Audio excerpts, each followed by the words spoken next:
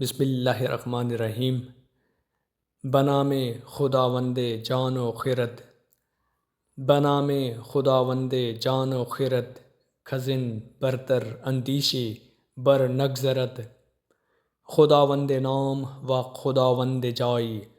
خداوند روزی دے رہنمائی۔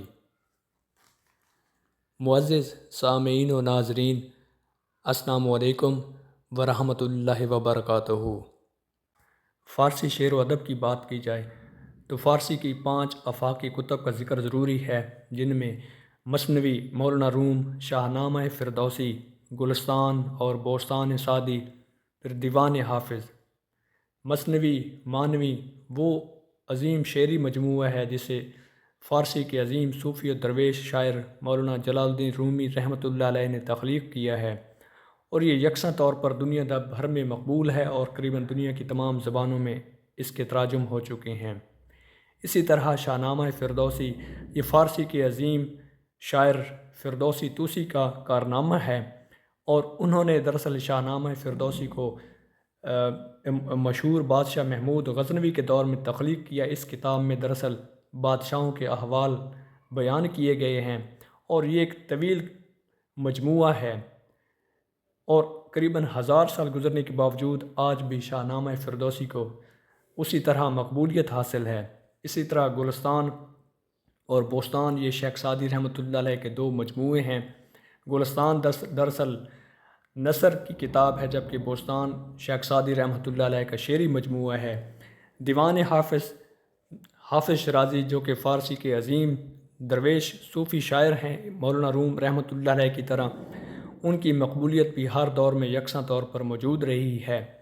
دیوان حافظ حضرت حافظ شرازی، جن کا پورا نام شمس الدین ہے، ان کا مجموعہ کلام ہے۔ اس میں بھی انہوں نے اپنی قادر الکلامی کا خوب اظہار کیا ہے۔ بہرحال فارسی شعر و ادب میں ان کتب کو آفاقی اہمیت حاصل ہے۔ آج ہم شیخ سعدی رحمۃ اللہ علیہ کے مشہور شعری مجموعہ بوستان سے 2 منتخب مشہور فارسی اشعار کی شرح کرنے کی کوشش کریں گے۔ شیخ سعدی رحمۃ اللہ علیہ کا یہ طرح امتیاز ہے کہ وہ اپنی ان دونوں کتب یعنی گلستان اور بوستان میں جتنے بھی وہ واقعات بیان کرتے ہیں، ان واقعات کے ذریعے وہ بڑے زبردست اخلاقی سبق پیش کرتے ہیں کہ ایک تو واقعہ بیان کرنا کہ جیسا آپ کی نظر سے کئی واقعات گزرتے ہیں، اور پھر شیخ سعدی رحمۃ اللہ علیہ کے یہ خصوصیت ہے، یہ ان کا طرح امتیاز ہے، یہ وصف ہے کہ وہ نہ صرف منفرد واقعات کو بیان کرتے ہیں بلکہ ان واقعات سے حاصل ہونے والے جو اخلاقی اسباق ہیں ان کا بھی بڑے مدلل انداز میں تذکرہ کرتے ہیں۔ شیخ سعدی لکھتے ہیں: اگر ز باغ رعیت ملک خورد سی بھی، اگر ز باغ رعیت ملک خورد سی بھی، بر آورند غلامان او درخت از بیخ، بے پنج بیضه که سلطان ستم روا دارد، زنند لشکریانش 1000 مرغ بسیخ۔ ان 2 فارسی اشعار کے ساتھ پس منظر میں جڑے ہوئے اس مشہور واقعے کا تذکرہ بھی ضروری ہے کہ جس کو پیش نظر رکھتے ہوئے شیخ سعدی رحمۃ اللہ علیہ نے استدلال کے ساتھ ان فارسی اشعار میں اخلاقی سبق پیش کیا ہے۔ کہتے ہیں کہ نوشیروان جو کہ نہایت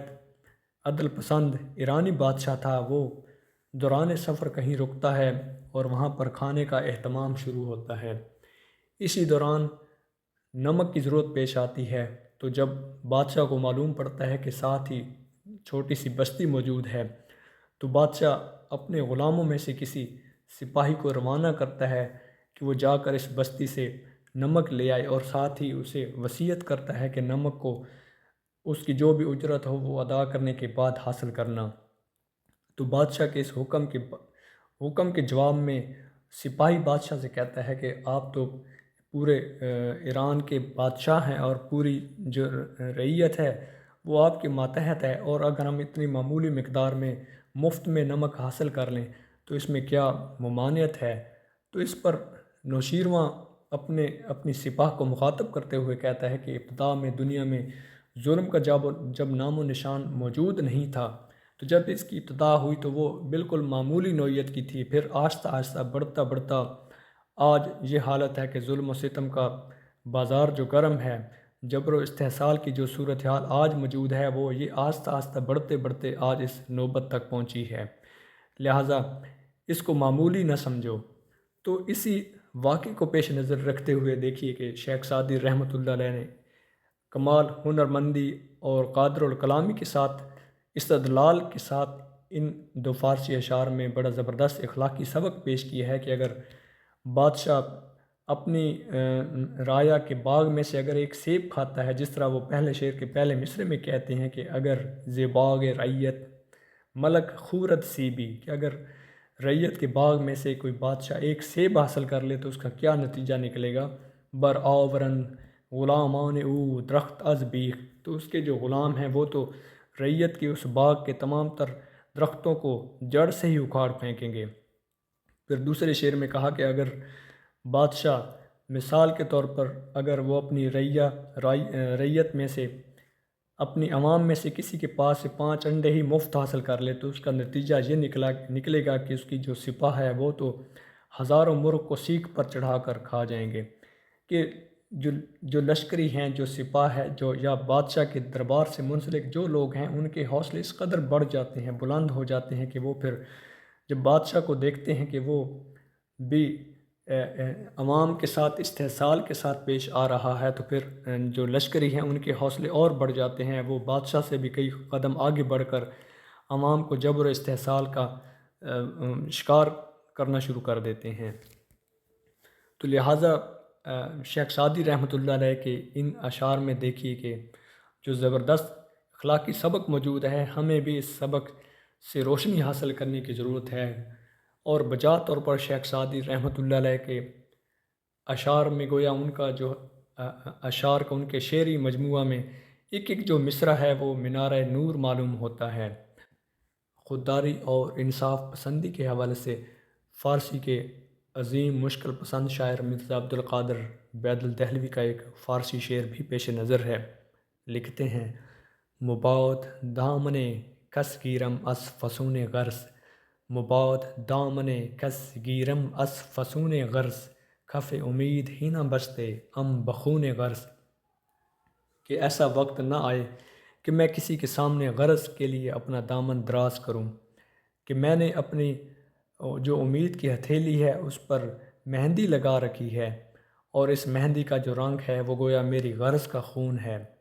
جس طرح دوسرے مصرے میں کہا: کف امید ہی نہ بچتے، کہ میں نے اپنی جو امید کی ہتھیلی ہے اس پر مہندی لگا رکھی ہے، ام بخون غرض، اور اس کے اوپر جو غرض کا خون موجود ہے، جس طرح کہ مہندی کا رنگ ہوتا ہے، تو وہ کہتے ہیں اس مہندی کے ساتھ جو آمیزش ہے وہ دراصل میری غرض کا خون ہے۔ تو اس میں دیکھیے کہ وہ اپنی خودداری کا کس طرح مظاہرہ کرتے ہیں، کہتے ہیں کہ کسی کے سامنے میں اپنا دامن دراز کیسے کر سکتا ہوں غرض کے لیے، کہ میں نے اپنے ہاتھوں پر مہندی لگا رکھی ہے، اور پھر کمال تراکیب استعمال کی کہ جس طرح ہنا بستہ یا بخون غرض یا فسون غرض کی کافی اور ردیف کو کس طرح ملوز خاطر رکھتے ہوئے، اور پھر پرپیچ انداز میں اس ایک شعر میں دیکھیے کہ کیسا جامع منظر پیش کیا، جامع موضوع کو قلم بند کیا، کہ میں کسی کے سامنے اپنا ہاتھ کیسے دراز کروں کہ جب میرے ہاتھوں پر مہندی لگی ہوئی ہے۔ تو عام طور پر یہ ہے کہ جب ہاتھوں پر مہندی ہو تو کوئی بھی کام اس سے ان ہاتھوں سے سر انجام نہیں دیا جا سکتا۔ ایک تو یہ پہلو، دوسرا وہ کہتے ہیں کہ میں غرض کے لیے اپنا دامن کیوں دراز کروں، کہ اسی غرض کا تو میں خون کر چکا ہوں، اسی غرض کو تو میں ختم کر چکا ہوں، اور میرے ہاتھوں پر جو مہندی لگی ہوئی ہے گویا اس مہندی کا جو رنگ ہے وہ میری اسی غرض کا خون ہے۔ معزز سامعین و ناظرین، امید ہے کہ پیش کردہ آج کا فارسی انتخاب آپ کو پسند آئے گا، اور ہمیشہ کی طرح آپ کی رہنمائی اور حوصلہ افزائی کے منتظر رہیں گے۔ شکریہ۔